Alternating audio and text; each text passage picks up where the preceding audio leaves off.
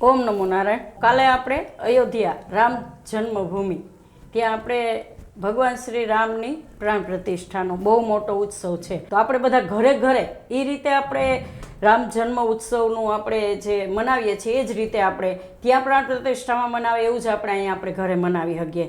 અને બધાએ અમે તો આ રીતે બાલ્કનીમાં આ રીતનો ઝંડો આપણે રાખી દઈએ.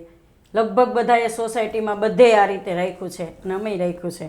તો ઘરે ઘરે તમે જુઓ તો એટલી બધી લાઇટિંગ છે કે દિવાળી જે રીતે કેમ આવી ગઈ હોય આપણે એ રીતનું બધે માહોલ છે આખા ઇન્ડિયામાં.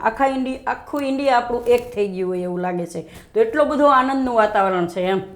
તો તમને બધાને હાર્દિક શુભકામના. અમને તમે ઘરે ઘરે એ રીતે દીવા પ્રગટાવજો, રંગોળી કરજો અને બધું એ રીતે જે રીતે દિવાળી આપણે કેમ હોય એ જ રીતે ભગવાન દિવાળીએ ઘરે આવ્યા હતા તો અત્યારે આપણે પાછી એ જ રીતની દિવાળી મનાવવાની છે એમ.